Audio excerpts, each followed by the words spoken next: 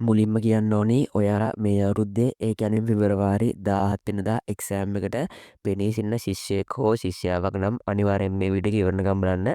මේකේ ඔයාලට වැදගත් කරුණු ගොඩක් අන්තර්ගත වෙන වීඩියෝ එකක්. ඒ වගේම channel එක subscribe කරන්න. O level ලියන තවත් යාළුවෙකුට මේක share කරන්න, වීඩියෝ එකට like එකකුත් දාන්න. එහෙනම් අපි යන් වීඩියෝ එකට. ඔන්න 2007 එක්සෑම් ලියන ඒ කියන්නේ 2026 මේ අවුරුද්දේ පෙබරවාරි 17 වෙනිදා O level පටන් ගන්න අයට ජෙන් විශේෂ ප්‍රකාශනයක් කරලා තියෙනවා. මේ තියෙන්නේ ගණිත සිංහල විද්‍යාව ලකුණු දෙන්න ආකාරය පිළිබඳව.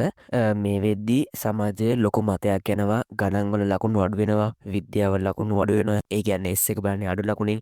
ඉතින් මම අද ඔයාලට පැහැදිලි කරලා දෙන්න ආවේ හරියටම ලකුණු දෙන්න කොහොමද කියන එක.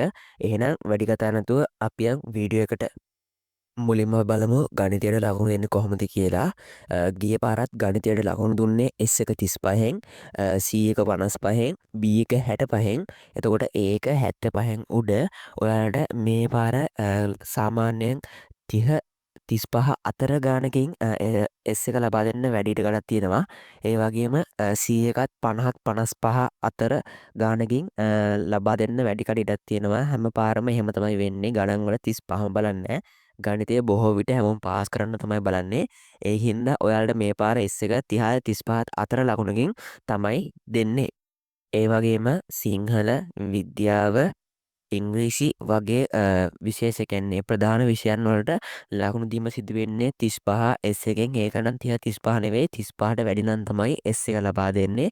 ඒ වගේම C එක 55න්, B එක 65න්, ඒ වගේම A එක 70ත් 75ත් අතර ලකුණකින් ලබා දෙනවා කියලා තමයි මේ වෙනකොට යන්නේ. මම ගොඩක් මේවා ගැන හොයලා බලලා තමයි ඔයාලට මම මේවා කියන්නේ.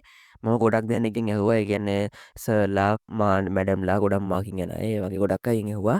මේ පාර එහෙම ලකුණු දෙයි කියලා තමයි කියන්නේ. ගිය පාරත් ලකුණු දීලා දෙන්නේ එහෙම.